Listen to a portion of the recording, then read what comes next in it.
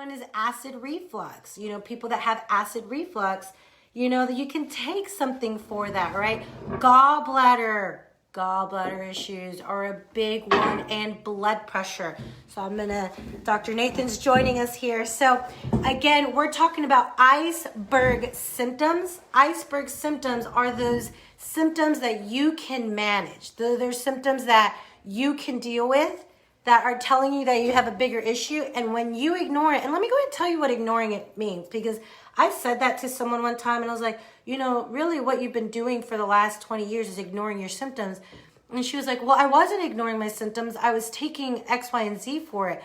I'm like, that's ignoring it though, because what you're doing is you're putting a Band-Aid over it. Yeah. So these iceberg symptoms, what we have seen, reading in studies and helping people transform their health, is that if you're losing sleep, if you have high blood pressure, even if you only have to take just a little bit of blood pressure medication, because somehow that makes it better, just because you're taking a little bit every day turns into a lot. Acid reflux and gallbladder issues, guys, all of those are gallbladder, you can get it cut out and, you know, whatever. All of those are telling you that your HPA axis is going bonkers. Your hypothalamus pituitary adrenal axis, it's saying that you're severely imbalanced. And then when your body's in that state of imbalance, anything can go.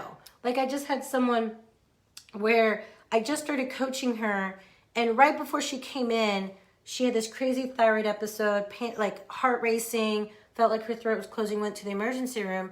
And ever since then, she's only been coaching with me for about a month, but ever since then, she's having all these weird things happen. And so she had this crazy eye infection, and she went to the doctor and asked the doctor, do you think this could have to do with my thyroid? And they were like, oh, no. And I had to tell her, listen, it absolutely has to do with your thyroid, because the reason why your thyroid is going crazy is because your body is imbalanced and sick. And as long as your body's imbalanced and sick, you're going to have skin rashes, you're going to get the cold, you're going to get the flu, you're going to have breakouts, you're going to have stomach issues, because your body isn't balanced enough to take on any more stressors. Right. So these iceberg symptoms, what we're going to talk about is what we know about what causes it, what you can do for symptom relief, but because symptom relief, that's great, you can feel better, but we have to figure out what's causing it for you to get that corrected. Yeah, I mean, another one that I think is going like rampant right now, especially, and it's been a problem for a long period of time, is looking at something like depression, right? Like depression and anxiety. So those are things that we look at in our society as disease, when actually depression and anxiety are not disease at all. They're a symptom, right, of underlying issues. Now, some of those may not necessarily be physical health related, right? Maybe they could be emotional health related, spiritual health related. But remember, those are things that affect you physically just as much as physical damage does, right? And so I think that is a major, major iceberg symptom, is depression and anxiety, because our medical field, they just treat, they're like, hey, here's an antidepressant medication, even though it hasn't ever been studied, for use over 2 weeks. That's literally the long-term use that they had been studied for. And yet they're giving these to people for 20, 30, 40 years. And then when you look and you say, wow, holy moly, there's never been a study that's shown that these work better than placebo, and yet they're still passing out these drugs. And, when they do work, unfortunately, the majority of the time, it is because of the placebo effect. And yet it's actually physically changing the brain, right? We know that there is scientific literature that shows that antidepressants, they physically change the brain. Right. And so that being said, I think that's an iceberg symptom that, I mean, it's especially during this whole COVID time, like, we're seeing suicide rates skyrocket. We're seeing, things like, people just, leaving their families out of nowhere, just going down these paths that are not really them, but because there's underlying issues going on underneath. And even if it's emotional and spiritual, like, we still got to get to those, right? We still got to get to the cause and not just treat the symptom. Absolutely. And so we do have a special hour, a 2-hour show today.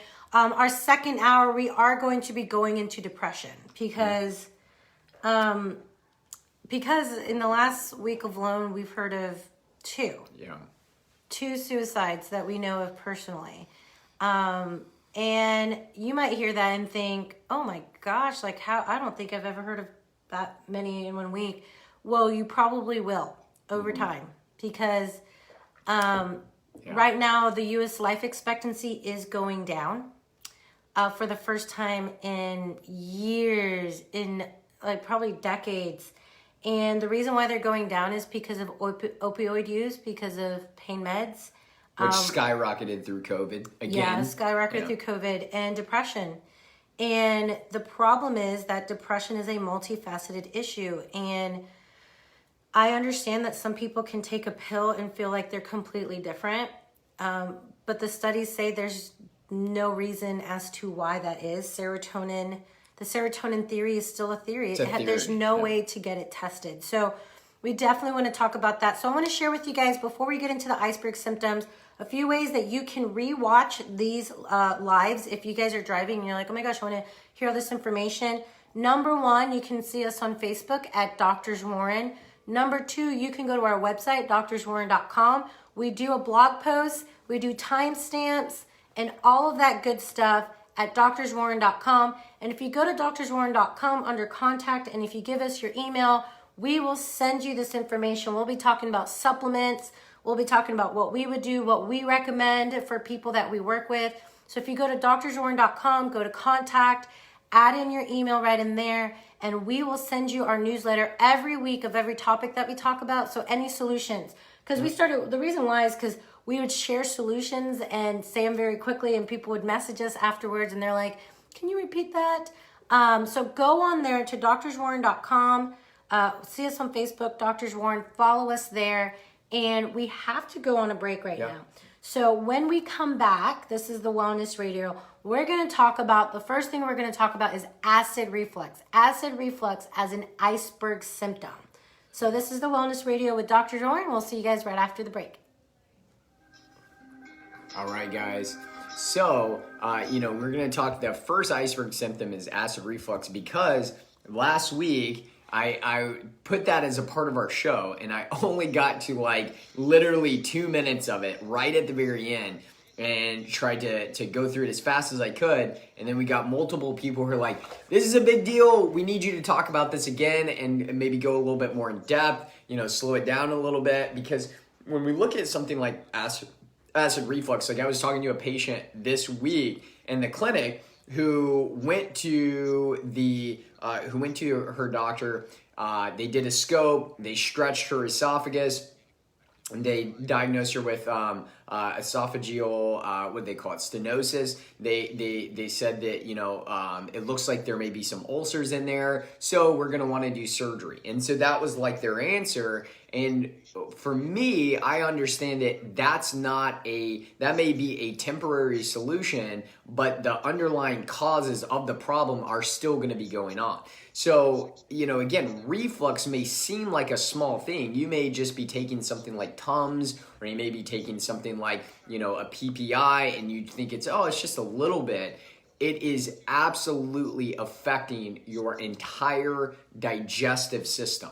Absolutely. It has an effect on your pancreas. It's going to have an effect on your liver. It's going to have an effect on your gallbladder. It's going to disrupt and affect the entire digestive process. And so that's why, I think this is a big deal. And then when you look at the number of people that have reflux, it's unbelievable, really, the amount of people that are dealing with it. And so we really want to make sure that as we're going through that if you have any specific questions about the iceberg symptoms that we go through, feel free to ask a question here live on Facebook, and we can answer those specifically, especially during the break like this.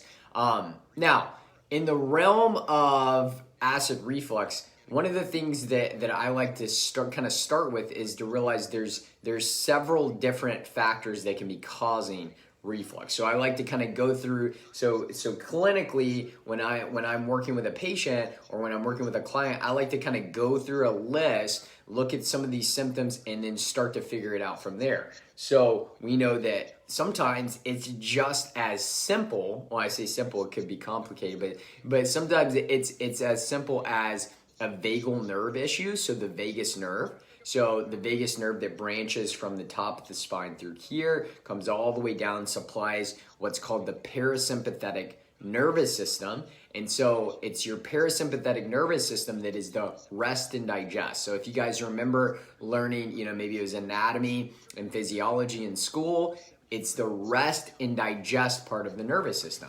And when you look at the nervous system there, and you look at the parasympathetic nervous system, the vagus nerve is going to be the primary thing that's going to supply like the sphincter of the esophagus, and it's going to be the biggest part that really supplies the way that you're able to keep hydrochloric acid down and not coming up at inappropriate times. All right, guys, welcome back to Wellness Radio. I'm your health expert, Dr. Nathan Warren, and I'm here with my beautiful wife, Dr. Rebecca Warren. And so we're talking about Iceberg Symptoms today. Iceberg Symptoms are basically underlying, these are symptoms that show up, but they have major problems underneath the surface. Major problems underneath the surface. And so the first one we're going to talk about is reflux, right? Acid reflux. You may have heard of it as GERD. You may have heard of it as basically when we're looking at this, if you've had any type of, things like burning, sensation, like post-eating, or sometimes just randomly, if you've ever had a doctor that said, well, some of the symptoms that you're experiencing, if you just cut out like coffee and like wine and other acidic foods, the hot sauce, those type of things, that you should be okay. Those are signs and symptoms that say, holy crap, there's something going on here. And like I was going over on Facebook Live a second ago, reflux affects millions and millions of people just here in the United States alone. And it's one of those that when you look at it, it seems so minor because you can just go get an over-the-counter, Tums, or you can go get, or you can get like a PPI prescribed by your doctor, which, by the way, we'll go into some of the dangers of PPIs, proton pump inhibitors. But it's such a simple, symptom that you can kind of keep managed, that people they'll just kind of go with it. And so the problem with that is when you have reflux, acid reflux, it actually damages and it disrupts the whole digestive process.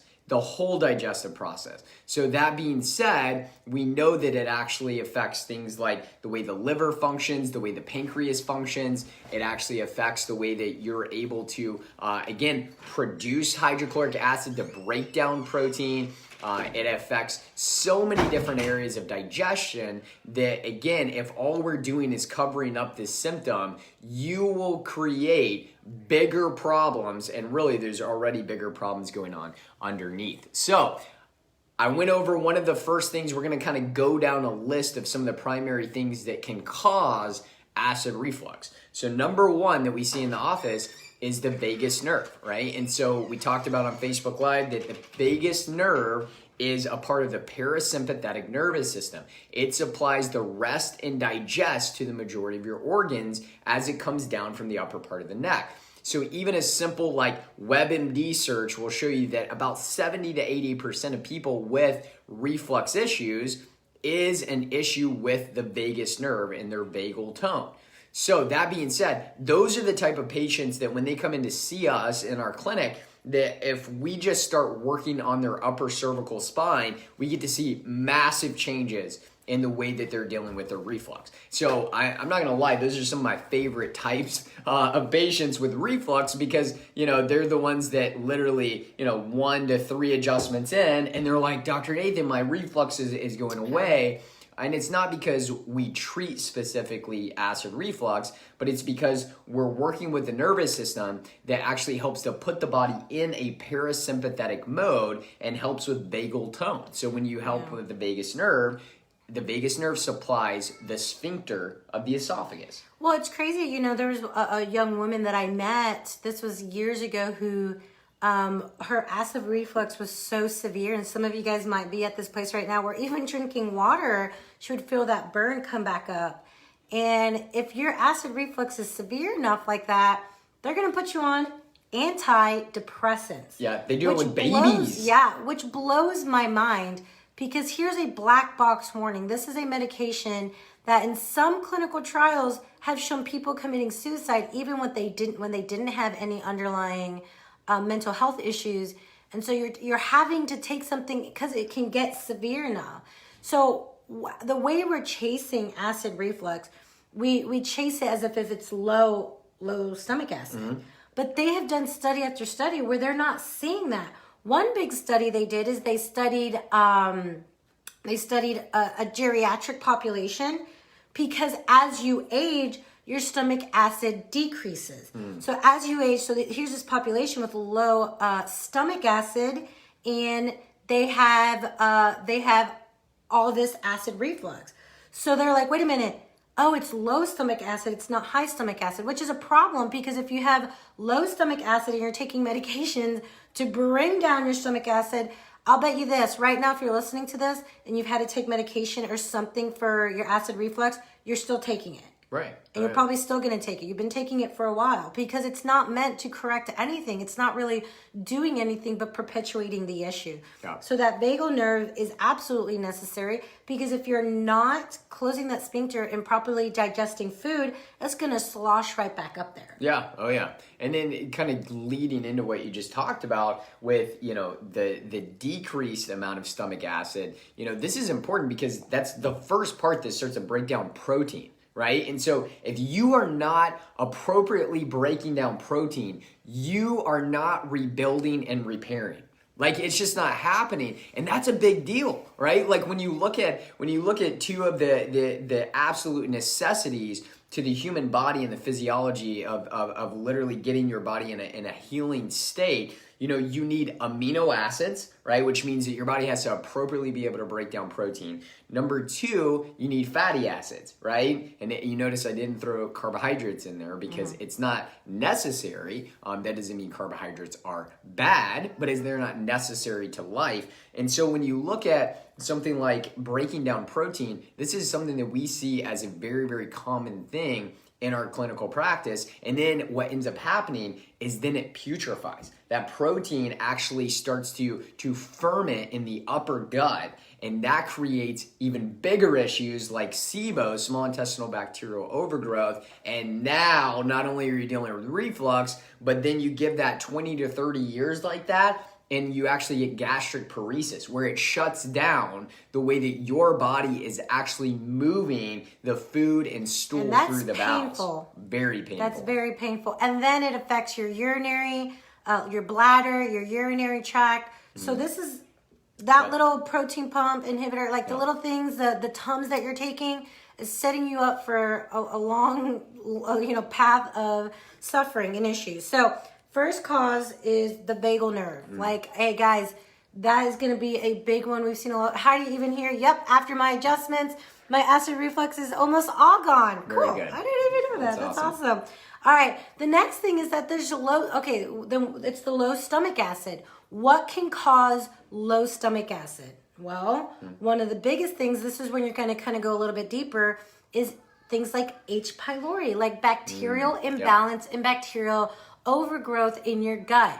If you have something called H. pylori, it's this little bacteria, big issues that can spiral into your stomach. It has like a little drill, right? Yeah. Like kind of spirals into the gastric lining. Yeah, it's really gross to think about, and it sends out systemic toxins. It's been associated with autoimmune thyroiditis, and it causes for your pancreatic enzymes to go down and your stomach acid to go down, so you're not breaking down the food. And just so you know, if H. pylori develops virulent factors, if it develops and continues to grow in a certain way, it is associated with stomach cancer and ulcers. Yeah. So that little bit of acid reflux. So again, we're talking about the actual thing that causes acid reflux can cause complications for you, but having low stomach acid for too long, not absorbing in your nutrients, and allowing, not allowing your body to get rid of junk because you're not really digesting things very well, is going to be a big issue. So it can be H. pylori, it can be You What said about thyroid issues? Yeah, Thyroid issues can decrease say, hydrochloric you acid said production. sphincter issues, H. pylori. Thyroid, yeah. So thyroid is, the best way to think about it is that thyroid is an active hormone. Its active hormone is like putting the gas on the pedal for every single system in your body. T3 is such a unique hormone in that it affects every single cell in your body because it affects ATP in the cell, ATP production, which is energy. So when your thyroid isn't optimal, and for a lot of you guys, you're not off the scale when it comes to your blood work, you're just suboptimal for you. And if you're suboptimal for you, then your body is suboptimal. Everything slows down. Everything's not going to be efficient. Everything's not going to push forward the way that it needs to. So low T3, not T4, not TSH. Low T3 is going to be associated with low stomach acid production, which means that you're not digesting your food and it's sitting there and it's fermenting. So that was a really, really great one. Now, if you guys are hearing all this and you're like, I think this is me. I want to get down to the cause of this. Let's talk about solutions. Number one, if you'd like our help, we do book appointments here. We can do it locally here in Chattanooga. We have a clinic in Hamilton Place, or we can do it virtually as well. We do functional wellness coaching. We've been doing it before it was cool, before the pandemic. But if you'd like a consultation with us, with myself or Dr. Nathan, that consult includes any necessary testing that we might need to do. It includes your consult. You turn in all paperwork and any testing that you've done, and we analyze that together. And it's the first step in determining what's causing your acid reflux or what you might have going on. You can give us a call at 423-362-5360, 423-362-5360, or make an appointment through our website at doctorswarren.com. Yep. So let's talk about some symptom relief and then getting down to the cause. Number one, symptom relief. The two things I would recommend that we need to do is I would recommend number one, digestive enzymes. Digestive enzymes. And number two, apple cider vinegar or bitters. Yeah. Well, actually, apple cider vinegar and bitters. Yeah.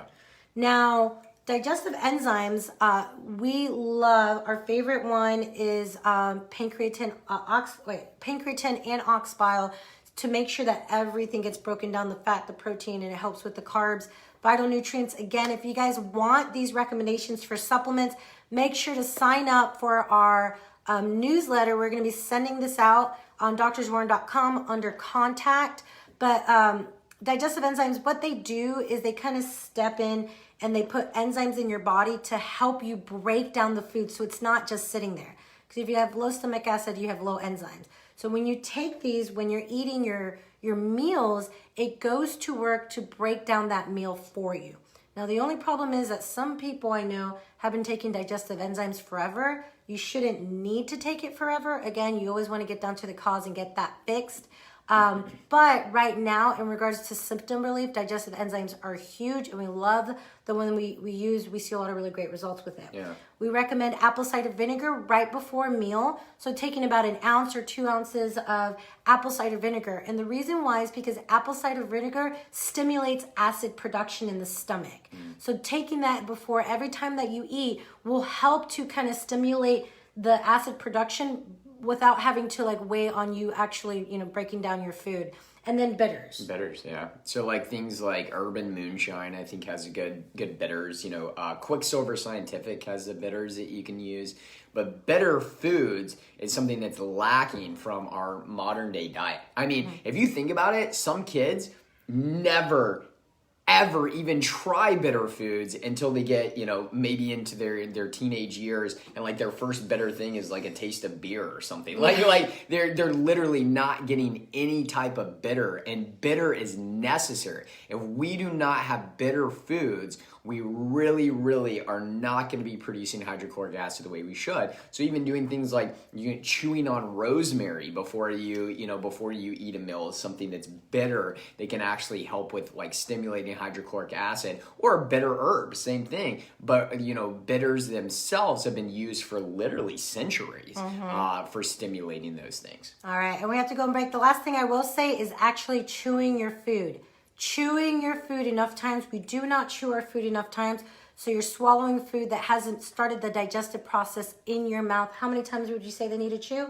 It's somewhere around like 30 to 50. Like you're supposed to not be able to tell what is actually in the mouth before you swallow it. So this is something that takes practice, right? Yeah. But one of the things that this does is it makes you be a conscious eater, where you're actually consciously there at your meal, physically saying, oh, well, I'm very thankful over this meal. I'm concentrated on eating this food, digesting it appropriately. So this is not I'm late for work and I've got 10 minutes to eat and stuff it down type of thing. I remember when you first told me that, I was like, that's disgusting. Yeah. All right, guys, we got to go on break. This is the Wellness Radio. Make sure to check us out on Facebook at Drs. Warren, drswarren.com. And when we come back, we're going to talk about gallbladder. We'll see you right after the break. All right, guys. So let's see some of the comments we have here. Restless leg syndrome. Yeah, we'll touch on restless leg syndrome right now during the break. And then, Holly, you said you have some gallbladder. When we come back from the break, we're going to talk about the gallbladder and gallstones. We've worked with a lot of people to help them clear out stones efficiently and well, and then actually get down to the cause. And you wouldn't believe how much can be connected with the gallbladder. So we're going to talk about that after the break. But let's touch on restless leg syndrome. Yeah. So restless leg syndrome, I'm going to be honest with you. A lot of the times I find it very, very common in people that are already taking multiple medications.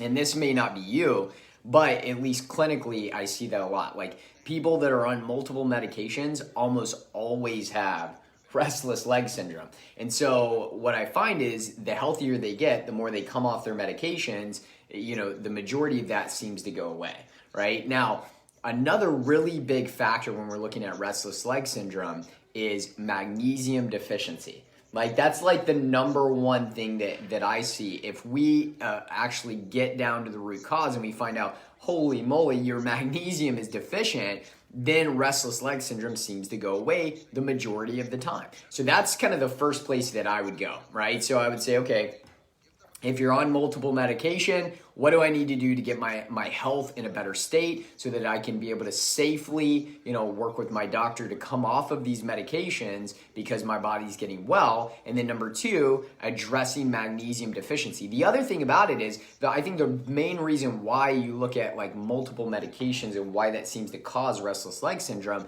is because most medications deplete your magnesium. They deplete your magnesium. And so it creates a greater deficiency there. And so magnesium is one that it's not as easy. And this is what I see all the time. Their doctors will give them prescription magnesium and it's flipping magnesium oxide. I want to go nuts because I'm like, you do not even understand, the type of magnesium this patient needs. Like magnesium oxide is not going to be absorbed into your cells hardly at all. This is why magnesium oxide is great at helping to move your bowels, if you're having like constipation and you're not moving your bowels appropriately. So that's why we always, I always recommend like going with a different type of magnesium. So maybe it's a magnesium glycinate or maybe it's a magnesium malate. Those are two really, really phenomenal absorbed, magnesium sources. Doing something like, even like a magnesium, like a calm magnesium before bed, that's a great one that you can do 20 to 30 minutes. People see really good results. Yeah. That's we see really great results with the magnesium as well. I mean, it's usually a magnesium deficiency. So I would start there since that's like super simple. It's very cheap to do is starting with making sure you're getting enough magnesium. I'll give you one kind of biohack way that I like to get magnesium into my body is I use molecular hydrogen because you get about 80 milligrams of elemental magnesium absorbed into your cells. And so when you look at like molecular hydrogens, little tablets you drop in your water, and it helps to get rid of oxidative stress, and it helps to do things like, again, upregulate like your mitochondrial production, upregulate the amount of mitochondria that you have and ATP production. But again, or Epsom salt baths. You can do like magnesium spray, but there's several different ways, but address the magnesium deficiency. And I was going to say, if you sign up for our newsletter on drswarren.com, under contact, we're going to make it easier moving forward where you can just do it on the front page. He'll put all of his name brands and all of that. I wanted to touch on this because Rebecca was like, I know the cause of my reflux, a little baby parasite in my uterus. Rebecca, I legit thought there's a parasite. Like, I've been doing so many parasite cleanses. I was like, how do you get a parasite in your uterus? Oh my gosh. It's a baby. Yeah. Okay, we'll touch on that here. But all of those do apply still, including magnesium is really good for pregnancy. But all of those things apply. All right, guys, welcome back to Wellness Radio. I'm your health expert, Dr. Nathan Warren, and I'm here with my beautiful wife, Dr. Rebecca Warren. And we're going over Iceberg Symptoms, right? Iceberg Symptoms mean that, yes, these are symptoms that you're probably taking a medication for, or the quote that we get from a lot of patients, just a little bit of medication for, that actually have major issues underneath the surface that you have to get to if you ever want to solve the problem and prevent, worse things later on, right? Like we talked about reflux in the first segment. And what's interesting about that, PPIs, just so you know, they've been shown to almost guarantee, if you've been taking them for 3 years or more, it's an almost guarantee that you're going to have a cardiac event. How scary is that? It was like almost 100% that you're going to have either a heart attack or a stroke because of the damage that it does inside of the body. PPIs are no joke. And actually, I would even go off to say they're one of the hardest medications to get a person off of because of the damage that it does inside of the body. Absolutely.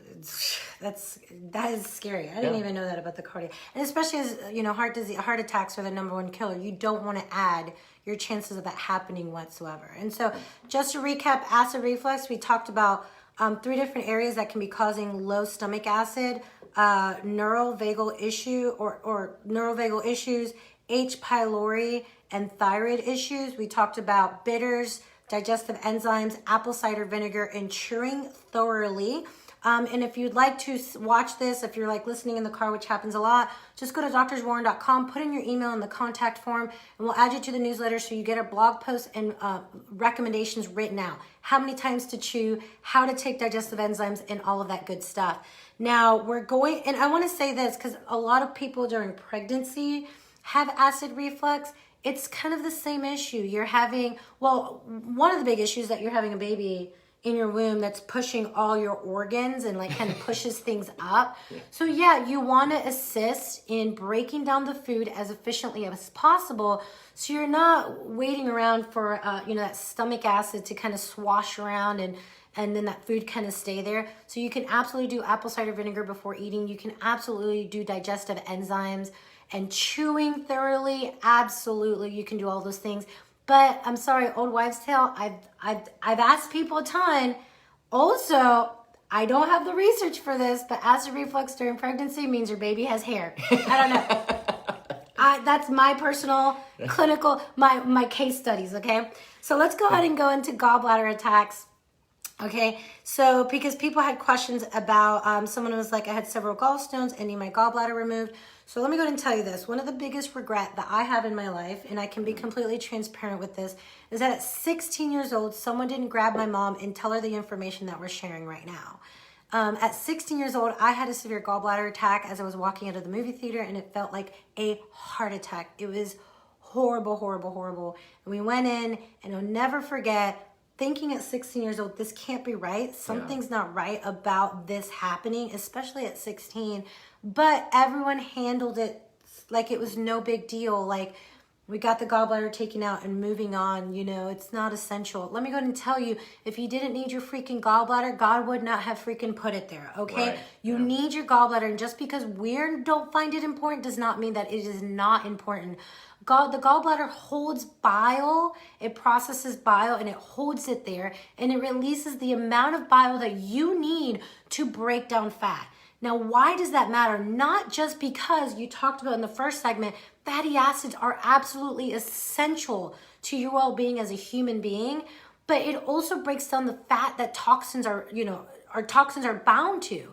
So it's your ability to efficiently get rid of toxins. It's your ability to efficiently balance out hormones. So we're cutting out this gallbladder and not taking into consideration the essential piece that it is in our ability to get rid of junk. Yeah. And so what happens when you cut out your gallbladder is that instead of holding the amount of bile that you need to efficiently break down fat, you're just trickling out bile at all times. You're just trickling it out. And that's not efficient. No. So yeah, maybe you're not dead, but you're just not optimal. And when you're not optimal, you're eventually going to start creating symptoms. So when you start having gallstones, it's because you don't have a gallbladder that's working efficiently. It's not contracting. It's not getting rid of all of its bile. What else would you think it is? Well, I mean, some of the main causes of gallbladder issues that I see, like, you're talking about people that have been eating a diet for years that is full of, like, again, these rancid vegetable oils that are out there that again, these are not appropriate types of fat. These are actually fats that were never meant for human consumption, and yet they're rampant and everywhere and in 90% of our food bases here in the United States. Then we also have a major deficiency and lack of nutrients and minerals in our foods that we are consuming nowadays. Like when you look at the organic foods that are amazing that you're getting from your grocery store are not the same, quote unquote organic foods that your grandparents and your great grandparents were eating as far as nutrient deficiency. You are getting depleted, vital nutrients and micronutrients in the foods that you're consuming. And so there's two major ones that I see with gallbladder issues all the time is looking at a deficiency in like zinc and a deficiency in choline. If you are deficient in those two, your bile is not going to be at the appropriate consistency. So again, you can really sludge up the gallbladder a lot and create kind of backed up, not appropriately functioning gallbladder. And over time, you create massive things like gallstones because your gallbladder is not able to contract and move bile out appropriately. But also too, you create liver stones as well, right? Because the liver and the gallbladder are directly connected. And so we find that quite a bit as well. So we actually have to go on a break in the middle of our gallbladder segment. But when we come back from this segment, we're going to talk about a little bit more about that sluggishness. We're going to talk about how your hormones, your low T is going to be, like your gallbladder is going to tell you that you're going to eventually have a low T problem, or women that you have an estrogen dominant issue, or that your thyroid is shutting down. And we're going to talk about a gallbladder cleanse, like, what is that? But I'll tell you what, it works and it'll keep you out of the emergency room. So if you're listening to this and you want to make sure you get this information, or you can rewatch it with the timestamp so you know exactly where to jump to, go to drswarren.com under our contact and put in your name and your email, and we'll add you to our newsletter. So when this blog post goes live with all of these solutions, you can jump on there. If you'd like our help, we have a clinic located in Hamilton Place, right across from the YMCA next to the Home Depot, or we do virtual health consults. So that's the first step to determine what's the path for you to get down to the cause and get well. And if you'd like to make an appointment, that number is 423-362-5360, 423-362-5360, and we'll see you right after the break. All right, so, there we go. Probably was live there. Yeah. Okay, so yeah, gallbladder, man.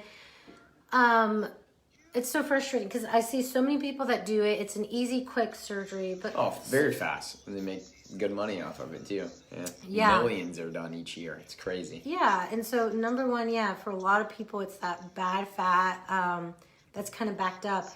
A deeper thing that we're going to go into, it's going to be tied into your hormones. And I'll share this when we go back live, but Lydia was posting on here about her.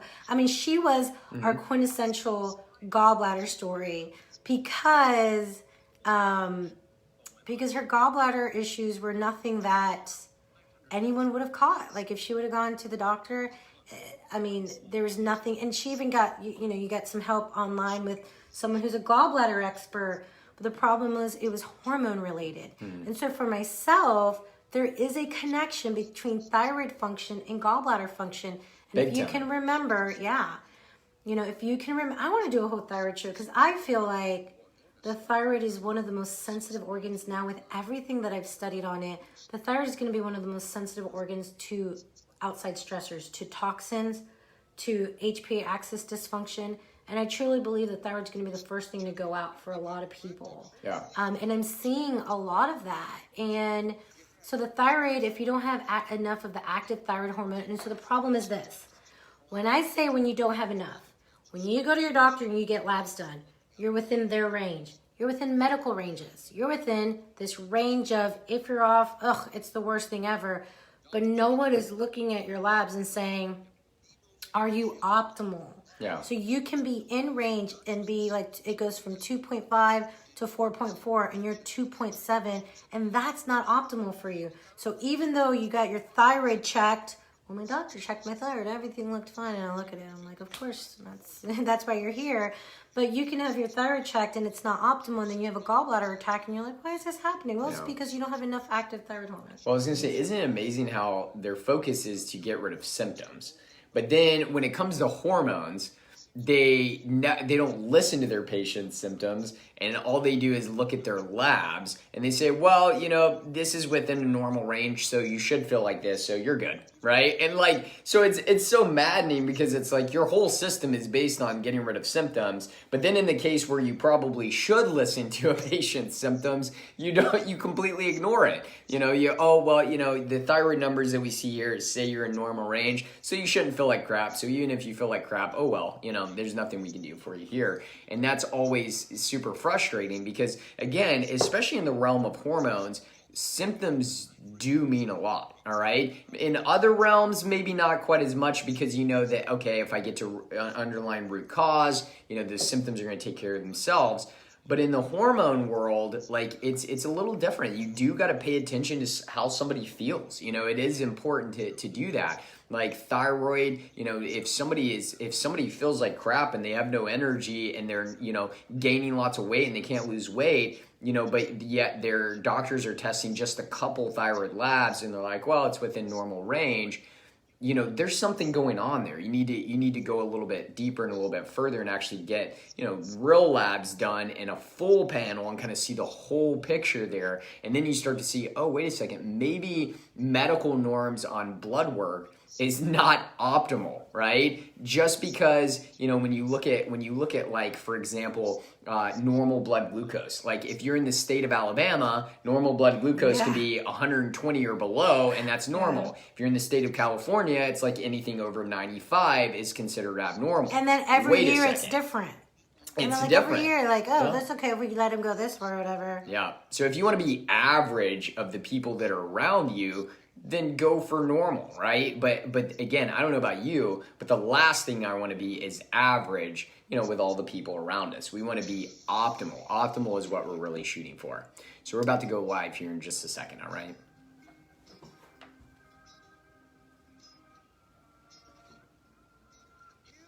All right, guys, welcome back. This is the Wellness Radio with Drs. Warren. We are local health experts here, doctors that practice in the Hamilton Place area, right across from the YMCA, next to the Home Depot, and we do virtual health coaching all over the U.S. We're talking about Iceberg symptoms that you feel like that you can manage, but with medication or over-the-counter or even supplements, but really are pointing to a bigger underlying issue. We touched on acid reflux. We're touching on gallbladder right now. So before the break, you talked about bad fats and how clearing out, those bad fats are going to slush up and slug up, like that slug up. I don't know if that's a word, but it's going to make that gallbladder inefficient. Now, if you guys are just tuning in, you're like, acid reflux, gallbladder, we're going to talk about sleep, blood pressure, and depression. We have a 2-hour show, so we're not going to be able to wrap up all of this right now. What we're doing is we're going to have a blog post. We're going to have timestamps. So if you want to come back and you want to say, hey, I just want to jump to the sleep section, you can do that. Just go to drswarren.com and put in your email there in the contact form, and we'll make sure to send you out our newsletter that talks about it. Now, on the break, someone asked, I talked about how hormones are going to be tied in as well. So thyroid issues, the low active thyroid is going to make everything sluggish, including your gallbladder. But I said something about low T in gallbladder. Now, someone asked, can gallbladder removal cause low T in men? Well, this is the thing. I'm not saying that it's going to cause gallbladder, the removal. Sorry about that. My charger just fell. Let me go ahead and talk to you about how the hormones are going to be related, because I just had someone commented on our live, and she talked about her gallbladder episodes where she didn't realize that it was a very cyclical nature, and it had to do with estrogen dominance. There we go. I pulled up a study here and it talked about that they looked at people that had undergone gallbladder removal, and what they found is that they had high estrogen receptors on the gallbladder, and they had high estrogen connecting to those estrogen receptors. So estrogen dominance, which can come from toxicity, from the water that you drink, from the beauty products or the male products that you use, from plastics. It can come from not clearing it out of your body because you have acid reflux and you're not breaking things down. So the thing is this, when you have high estrogen, we can see that you can develop low testosterone. So a lot of men that we've worked with will have high estrogen along with their low T. Yep. So they're not, if they cleared out their estrogen efficiently, worked on their liver, worked on their digestive system, worked on their nervous system, they can balance out. So when that male has high estrogen, you can have a gallbladder attack, put that in with bad fats, and they're having gallbladder attack, they cut it out, and then all of a sudden they have low T. Well, no, you were developing low T this whole time. Yeah. So that's how that connection is going to be there. Now, and then when you take it out, now you're not digesting proper fat, which guess what is the backbone of every sexual hormone? It's fat. And so if you don't have that appropriate amount, your T that was already low is going to tank even further because now you're not able to actually produce an efficient backbone to that. That is huge. And then get on statin medication because of heart disease. Yeah. Now, guys, we have to wrap up this hour. We're coming back at the next hour to wrap up gallbladder. We're going to talk about sleep and depression and blood pressure issues. So if you're tuning in, go to Doctors Warren on Facebook. We're still going to be talking live in between the breaks. Go to doctorswarren.com, give us your email address. We will send you this blog post with timestamps so you can watch what you want to watch. And if you'd like an appointment or a consultation with us, our phone number is 423-362-5360. Again, that's 423-362-5360. We'll see you right after this break for our second hour of the Wellness Radio. All right, guys. How did we end up talking so much about I know. gallbladder? Oh, I did it. I usually always go over. I know, I usually you did get good caught there. off on the... You're so much better at that. You're like, like you're so chill. I'm like, look at the wellnessradio.com. Yeah. Anyways, I did it today. Yeah, you did it. I'm proud of you. That's good.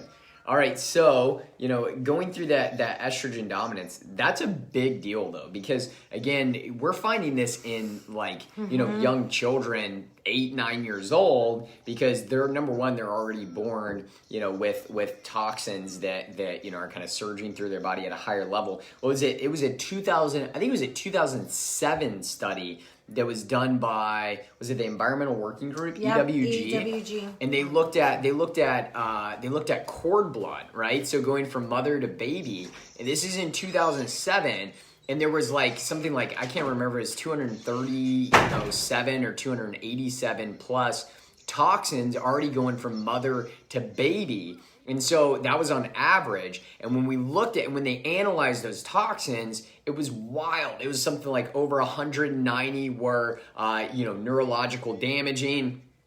There's over 200 of them have been known as carcinogens or cancer causing. And so this was in 2007. So now when we're looking at, 2020 here, you can just imagine that our toxic burden is even more. It's even worse. So we're finding that these toxic issues are happening in kids, earlier on, which is why you've seen this trend. I don't know if you guys are old enough, you remember that, when you were a young girl, or maybe when your mother was a young girl or your grandmother was a young girl, their menstrual cycle would come, maybe mid-teens, around that area. Now we're seeing young girls that are 8 years old and getting their menstrual cycle. It's because, again, of all of this toxic environment that's in the body that's creating, hormone imbalance. But estrogen dominance is a big deal when it comes to, not only gallbladder issues,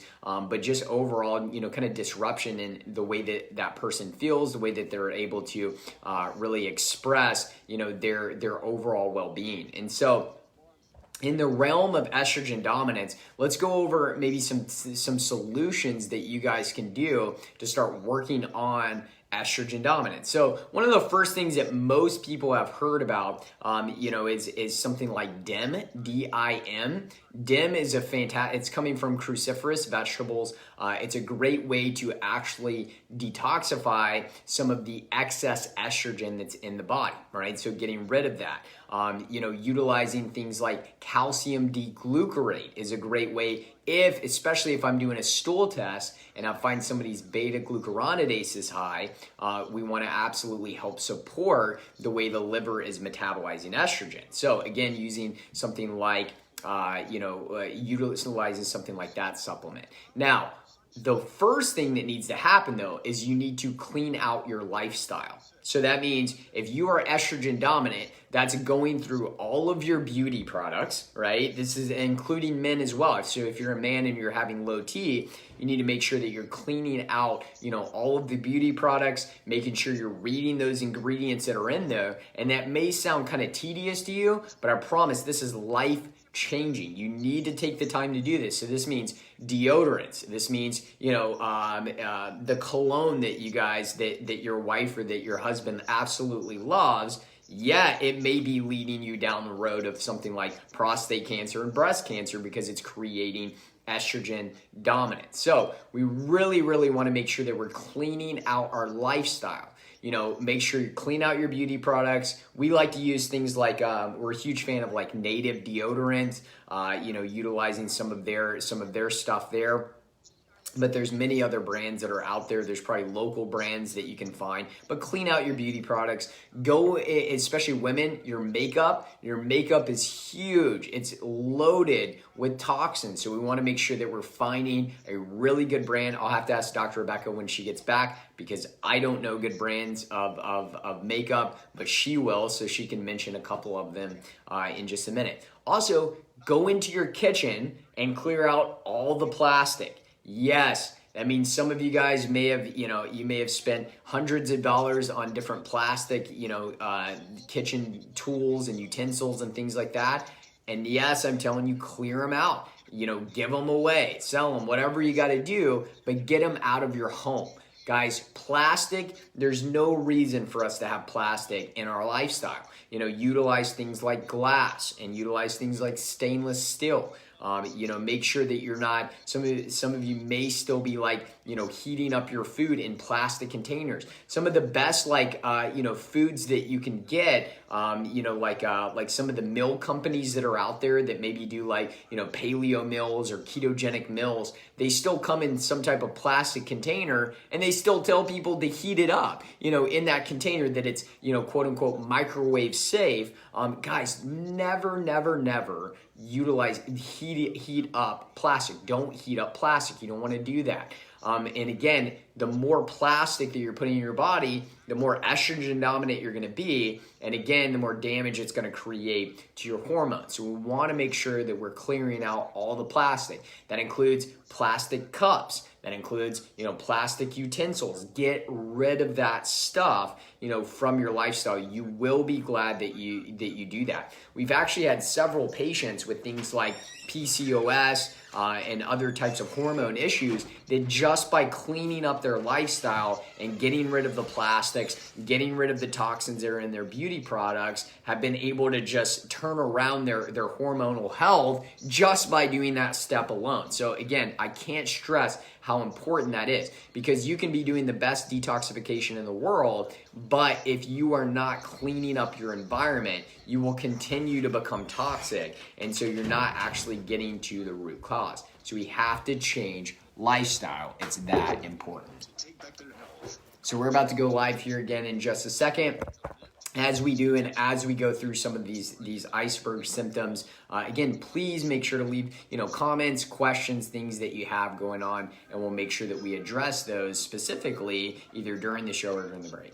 All right, guys, welcome to Wellness Radio. I'm your health expert, Dr. Nathan Warren, and I'm here with my beautiful wife, Dr. Rebecca Warren, and we have been talking about iceberg symptoms. So those of you that are just now tuning in, and you missed the first hour of us going through, gallbladder issues as an iceberg symptom, acid reflux as an iceberg symptom, and actually touching on, some of the solutions with those things, make sure that you go to our website, drswarren.com, DRSWARREN.com, and you can actually sign up for our newsletter there. What we do is when we send you out our newsletter via email, you're actually able to not only see the topic that we're talking about, but you actually get show notes. So you get timestamps of exactly when we talk about a topic. So let's say, you're rushing to work and you only got 10 minutes, but you want to listen about acid reflux, you'll be able to go directly to that time, and you'll be able to listen to exactly what's going on, so that you can figure out, root cause, solutions. And so again, drswarren.com, you can sign up for our newsletter there. You can put in your email address, and we'll be able to get that sent out to you. We also you get to find out about the products that we talk about on this show. I know a lot of times that can get overwhelming, when you're like, well, is this something as simple as just ordering off of Amazon, which I never suggest doing because you don't know exactly how long that's been there, where it's coming from, if it's even real. But that can be an overwhelming area of health, is picking out vitamins and minerals and herbs and knowing exactly how those are going to work inside of the body. It is like the Wild West out there. So that information will also be on there as well, anything that we talk about on the show. So drswarren.com, or you can go on Facebook, like a lot of you guys are right now. Facebook, we're always going live to do these so that you can rewatch these. That's Doctors Warren. Like and follow our page there and share the content if you enjoy it. And again, just because there's so many people that are around you that know that they have the same issues, and they may never actually realize that, hey, there's a root cause of these problems. So, just by sharing a video, you can change somebody's life forever. Absolutely. And so at the end of the last segment of the hour, we talked about gallbladder issues. We talked about hormone, how it can be related to hormone, how it can be related to years of eating really bad fats. It's going to be related to your digestive system if you have low stomach acid, which we talked about acid reflux in the first segment. So let's talk about some solutions for gallbladder stones and gallbladder issues, because running in there, just a quick recap, we went into this pretty deeply in the last hour. Cutting out your gallbladder, you're ignoring the issue, and it always, whatever caused it, will always get so much worse. And you wonder why. How did I end up here? How do I have cycle issues now? How is my menopause so bad? Why do I have low T? Why is my thyroid all of a sudden shutting down? Why am I having heart disease now? Well, because when you had the gallbladder issue, we ignored what was causing it, and it was just cut out. So let's talk about solutions, some symptom relief, and then some solutions in regards to gallbladder stones. Yeah, so first off, some of you may need to do like an actual gallbladder cleanse, right? Like, so it's not bad either. What is it? Like, the gallbladder cleanse is not bad. No, it may be a little bit more extensive, and you may have to follow some details with it. But yeah, it's one that we've been able to save some patients from having to get their gallbladder removed or having to get surgery there. So I definitely think it's worth it. So one of the ones that we've used in the past is Hulda Clark, right? The Hulda Clark protocol, as far as like the cleansing the gallbladder, getting rid of the stones, and a lot of those stones are liver stones as well, because you can also do it if you don't have a gallbladder. You can still do a cleanse and really kind of clean out the liver as well. But it's one that you have to follow, right? You have to follow in detail. Ideally, if you've been having quite a few gallbladder attacks, I would recommend seeing a practitioner, ideally us, so that we can walk alongside you and keep an eye on everything. This is what we do as coaches. One thing that's very different about what we do with the people that are our clients, we walk alongside people through different seasons of health and helping them showing them how they can be successful in everything. So if you want to know more about us, drswarren.com. And I want to mention something before I forget, because I have not talked about this and you just said something that reminded me of it. If you have had your gallbladder taken out, you should be on enzymes. You should be on some type of ox bile supplement. That's a supplement that you should be on for the rest of your life, because you need help in breaking down fat. Now, when you're the reason why doctors don't care very much if they cut out your gallbladder is because you're still producing bile, but instead of holding it into this pouch and squeezing it all out at once to break down the fat that you're consuming, you're just trickling out. So you're not going to have enough fat if you're eating a higher fat meal. Yeah. So having like an ox bile supplement, again, we can put that, we're putting it out in our newsletter, blog post. So make sure to go on to doctorswarren.com under contact and put in your email information and send it out. But again, we love some good ox bile. Yeah, for sure. And just realize that, I mean, it's just, you want to optimize your function. So it's just something that you got to do, right? At this point, it is unfortunate, and it is, it should kind of piss you off a little bit. It pisses me off, every time I know that, Dr. Rebecca has to, use hormones for her thyroid because it's not there, and, digestive enzymes because her gallbladder is not there. Like, yeah, it pisses me off because, our medical system has made you a lifelong, customer. Luckily, we don't really have to rely on them anymore because you can get it from other sources. Yeah. But that being said, yeah, it's unfortunate, but you want to be able to break down your fat, right? And another big reason too is, if you're having bile that's consistently just trickling out, remember what bile also does. It emulsifies fat soluble toxins. And so, you're probably going to have a bigger issue with, some of those fat soluble toxins. So things like, some of those really toxins that are going to damage your cells and damage your body. So you want to make sure that you're, kind of addressing that as well. And then getting down to the cause after doing a cleanse is you got to figure out what's causing it. Again, we had one of our coaching clients comment on our Facebook Live video in the first hour and said she was, I think it was 2 years of gallbladder attacks. And she had not eaten protein or fat in like 2 years, and saw, a gallbladder expert online.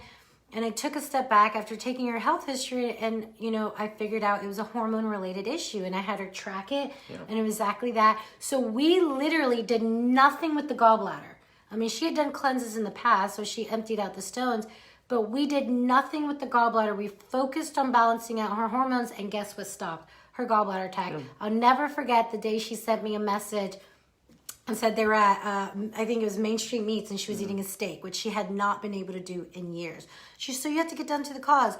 Look at the gut, look at your hormones, look at changing up your omega-3 to omega-6 ratio, changing up the way that you're eating food, and changing it up into good, healthy fat. So that's the gallbladder. Yep.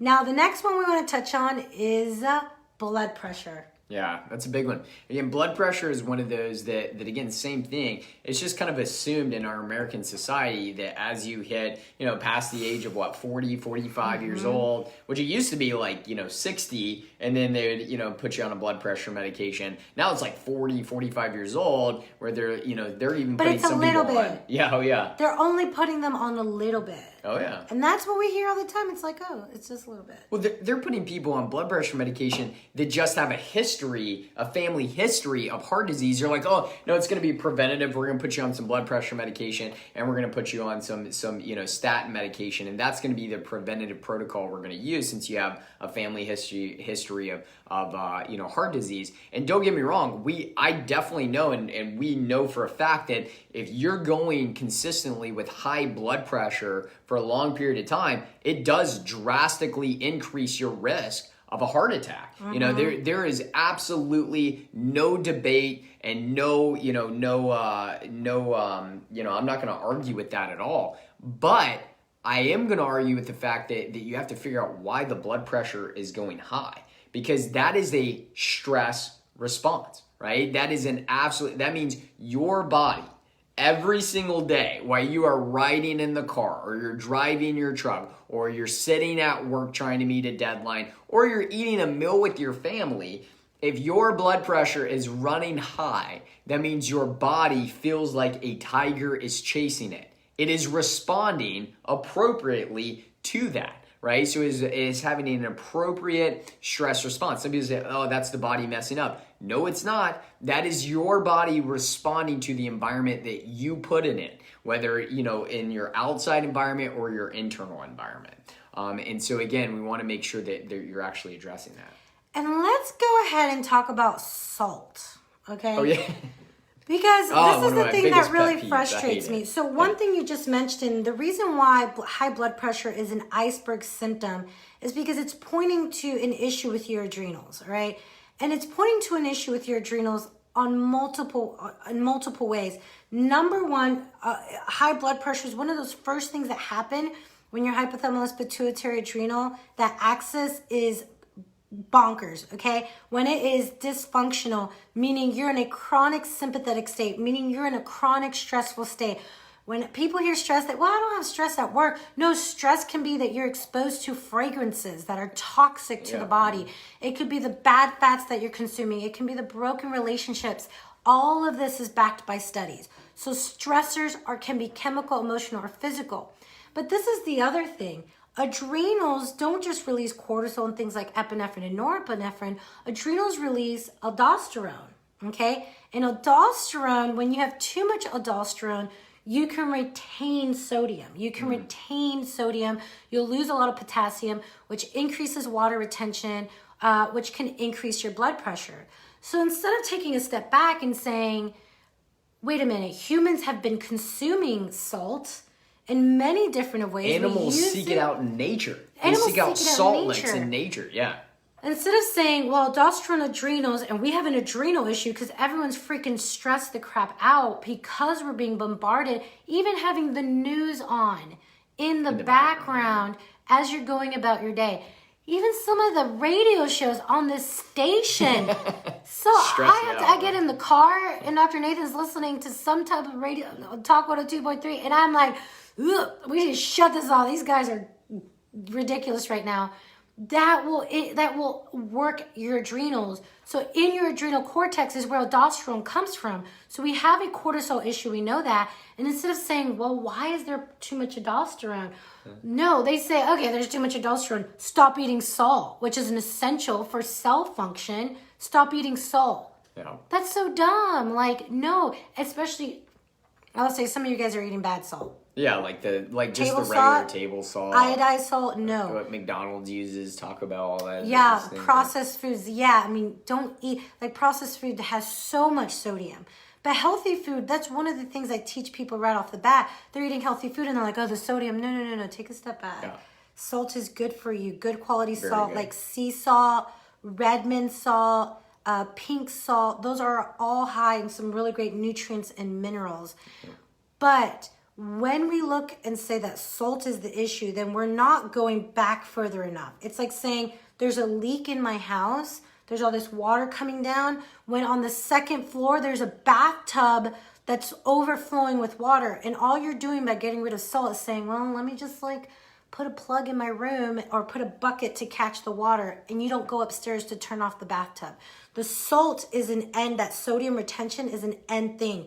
You got to work your way back up and figure out, okay, why are my adrenals not working well? Because when your adrenals are not functioning, they're not balanced, they're not responding to stressors appropriately, you will continue to develop issues and down the road, more serious issues. So that salt thing is, come on guys, you need good, healthy salt.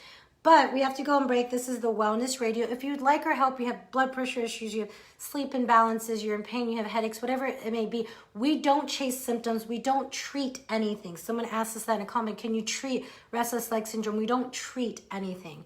We look at your body as a whole. We say, what's going on with your body? We support your body, we remove stressors, and guess what? Your body heals, okay? If you'd like our help to getting down to the cause, you can give us a call to make an appointment, 423-362-5360. That's 423-362-5360. Or you can go to doctorswarren.com, find out more about us there, and book an appointment there. This is the Wellness Radio. We'll see you right after the break. All right, guys. So, especially in the realm of salt, I just want to continue on that because salt is essential to life. If you are deficient in those minerals, if you are deficient in things like sodium and deficient in things like magnesium and deficient in potassium, if you are deficient in those micronutrients, you are not transporting proper nutrients across into the cell to support normal cellular function. It is essential to life. So you take a problem like, high blood pressure that's already damaging, tissue in the body, like your kidneys and your heart. You're damaging those things. And now you take out salt, and especially including good, healthy salt like sea salt or Redmond's real salt or Himalayan pink salt, but taking out salt that's actually made in nature. And now you're creating even bigger issues for the body. Again, we need those minerals. You absolutely need those minerals. There's a difference between something like table salt that's on your fries at McDonald's that are the majority of it is sodium chloride than looking at something like Redmond's real salt that may have, 72 to 74 trace minerals in it. Those are two completely different things. One is coming from nature, whereas the other one is created in a lab. So again, we know that the body loves, your cells love salt, and they need salt, right? That's one of the reasons too, where as somebody starts to change their diet, this is one of the most common things that we see, and they start cutting out all the different processed sugar and cutting out those things, starting to add in those good healthy fats, cutting out those rancid bad fats. One of the things that they will start to crave a lot of is salt. And when you put in good healthy salt, it really makes a major difference overall for the body. So we want to make sure that we're getting that in. And making sure that we're really getting an appropriate response there. Let me make sure I got to get Dr. Rebecca really quick because our computer just shut off, and that's how we're broadcasting the radio. So, Dr. Rebecca, we'll see if she can hear me. I hope she can. So as she's coming back in, I want to continue to go over when you're looking at damage to the kidneys. This is something that can actually be created by blood pressure issues. Blood pressure issues can actually create, damage to the kidneys over time. That's why we've seen like blood pressure, dysregulation with kidney issues. So again, you're gonna have to give me 1 second. I'm gonna walk with you here because I have to get this plugged back in. Otherwise, our radio show is not gonna continue to work. So let's come kind of walk with me here for just a second. All right, guys. Now, as we're going through, some of the blood pressure issues and looking at the kidney stuff, we have to also recognize that if you are not getting down to the root cause and you have kidney damage, then it can create some issues later on. Our computer died, so we need to get that back on. Oh my God. Yeah, thank you. There you go. All right. So I'll be live here while she gets the radio show going again. That's just some of the things that happen when you are live on Facebook, but that's okay. So as far as kidneys go, one of the things that you have to realize when you're trying to work on your kidneys, you need to make sure that you're getting proper mineral balance overall. That's why some of the best things that you can do for kidney function is actually consuming amazing things like raw nuts and seeds on a regular basis that are loaded with essential micronutrients. So I always say get the most bang for your buck. Things like Brazil nuts, things like pumpkin seeds, sunflower seeds. Those are going to be some that are loaded with micronutrients. Obviously, the good salt is going to help. But also, too, when you're looking at helping with the kidneys, you can actually supplement with a desiccated kidney supplement. So like ancestral supplements from grass-fed kidney is actually amazing for supporting kidney function. So I really like to use glandulars and helping support organ systems, specifically looking at the kidneys. Now, the other thing is when you look at taking long-term blood pressure medication like lisinopril was actually pulled, some of the lisinopril was pulled off of the market because it showed an uptick in kidney cancer, right? So actual cancer-causing agent within that medication. So some of you may have been taking that for a long period of time, and you may need to talk to your doctor about, switching that out and actually getting down to the root cause of those health issues. So now, when it comes to also working on the heart, right, and really making sure that you're, keeping your heart healthy with something like blood pressure issues, I like to use adaptogens. So you guys have heard me talk about this before. So when it comes to blood pressure issues, Adaptogens are phenomenal to use. So like rhodiola, cordyceps, ashwagandha, utilizing those type of things, lemon balm, passion flower. These are all examples of phenomenal adaptogens that help support the HPA axis. So like Dr. Rebecca had mentioned before, the HPA axis dysfunction is the primary mechanism that creates high blood pressure. That's also why one of the reasons why a 2008 study that was actually done at a Chicago medical center, they looked at chiropractic care where they had patients. It was a randomized trial where patients were given a sham adjustment and a real adjustment, and what they saw is that the adjustment beat out a combination of 2 blood pressure medications. And so how does that happen? It's because when you're working on the nervous system, it helps the HPA axis, the hypothalamus, pituitary, and adrenals. So your doctor is going after kidney issues and heart issues with blood pressure, whereas when you come in and see us, we're going to go after how do we balance out the HPA axis. That is absolutely huge. So you can use adaptogens. Adaptogens help to support the hypothalamic function. Really at a high level, it helps to support hypothalamic function. The other thing that you can use to help support HPA axis is actually removing toxins that may be affecting your hypothalamus. So again, I talked about changing your environment first. So some of you need to look inside of the mouth and find out if you have something like amalgam fillings. So if you have metal fillings in the mouth, you need to have those safely removed by a biological dentist, not a regular dentist, a biological dentist. Have those safely removed because they are affecting your HPA axis. And again, that's going to be something that over time will really, really damage your stress response. Some of you just need to learn how to deep breathe. One of the best things that you can do to balance the HPA axis is deep breathing. Deep breathing has a major, major effect overall on the way that you're able to balance out the hypothalamus, pituitary, and adrenal axis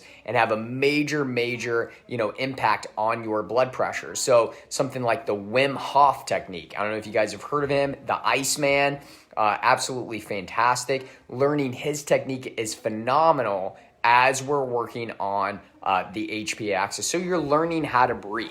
So I'm going to go back in here. We're going to join Dr. Rebecca and we're going to finish this radio show now that I think she's got our computer up and going. So just kind of bear with me as we come in here. And again, guys, if you have questions, let us know, right? Write those down. All right. And you have to figure out what. So I guess she's still getting it going right now. Now, as we're going through the second one, let's go ahead and jump into sleep. So as you're joining in, guys, if you notice I'm like walking around and stuff, it's because we had an issue with our computer and it shut down while we were live on the radio. So she's trying to get that back up. I'm trying to continue here on live because we had a couple subjects that we promised we would go over with you guys.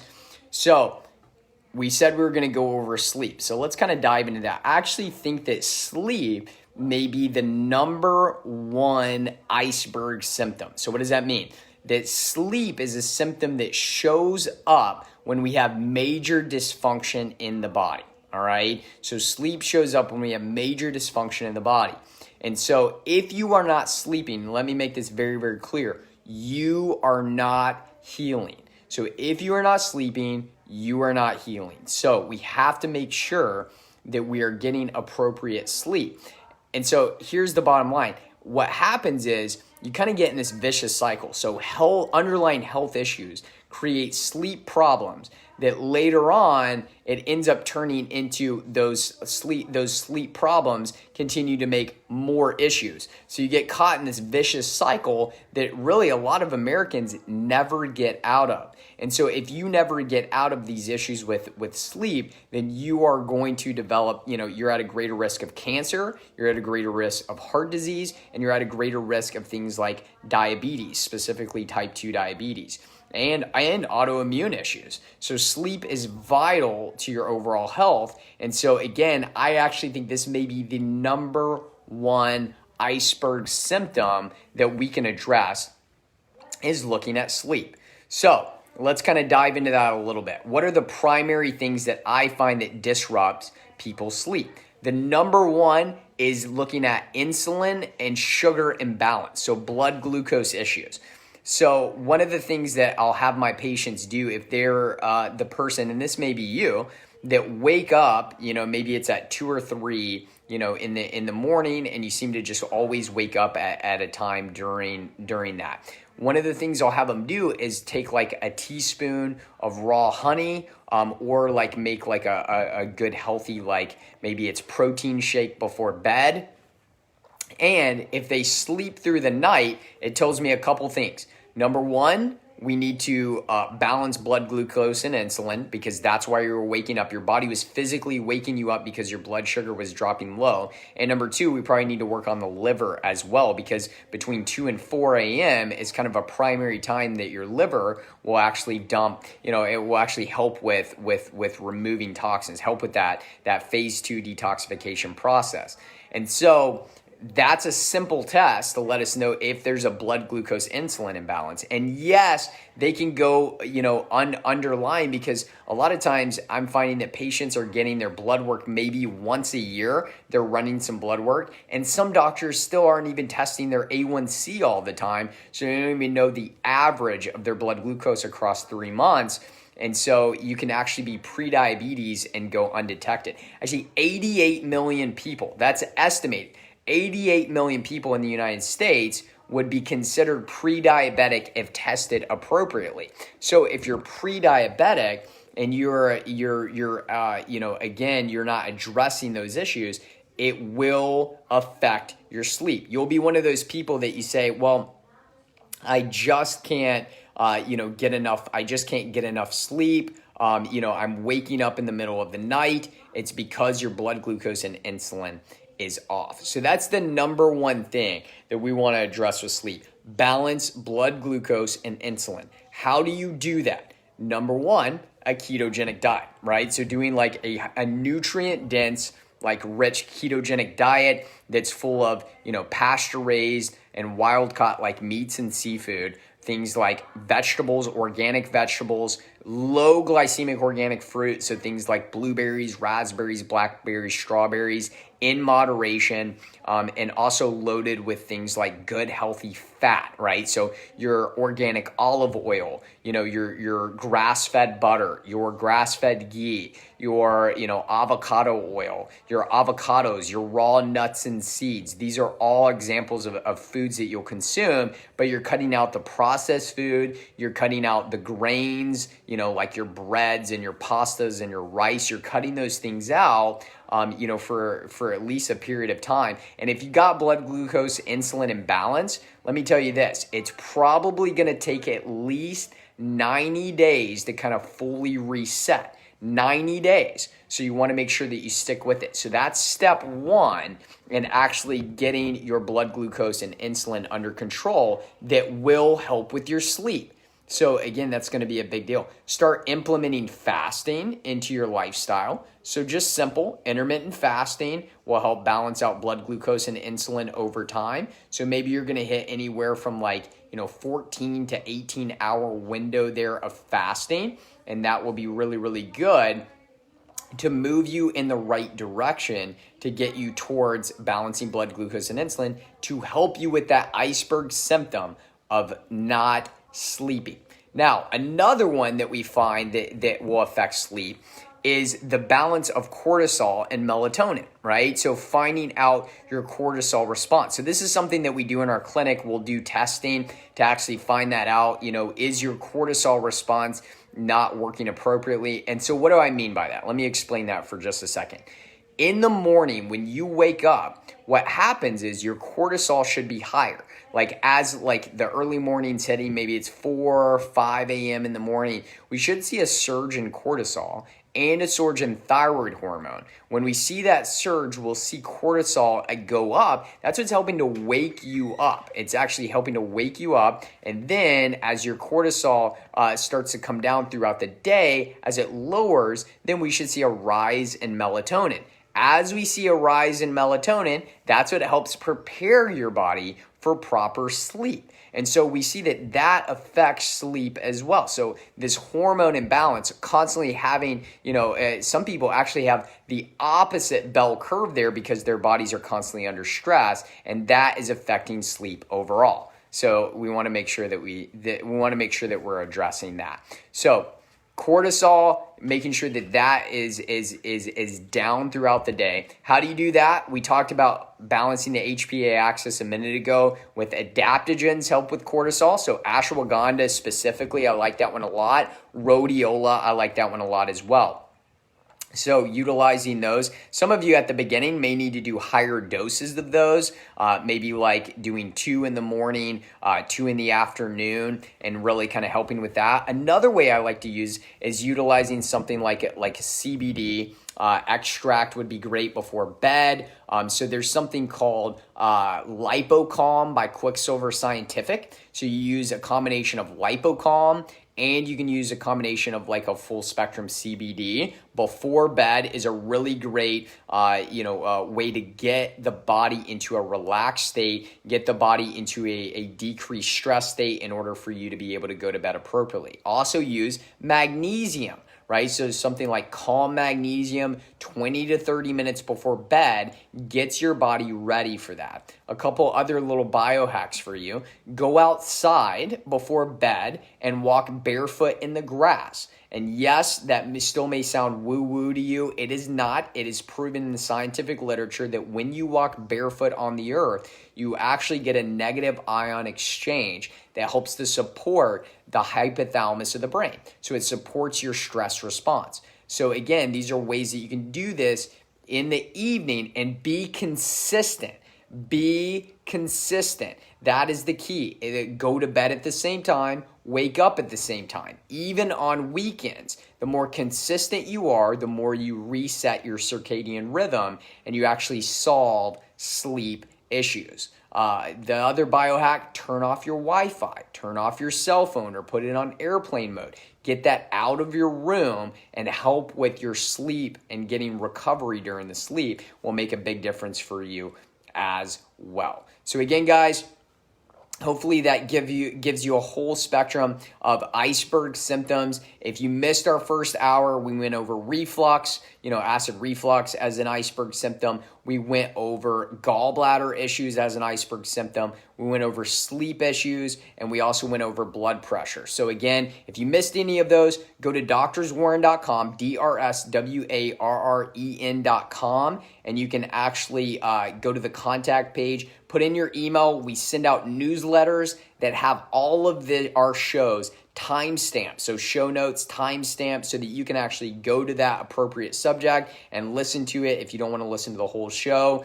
So go to drswarren.com. Also, too, if you guys want to schedule an appointment, you can either give the girls a call at the office, 423-362-5360, or you can go to our website, drswarren.com, read about it. You may want to do a virtual consult instead. Again, guys, we explain everything on our website, drswarren.com. So I hope you guys have a wonderful and amazing day. Enjoy it with your family and friends, and we will see you guys next time.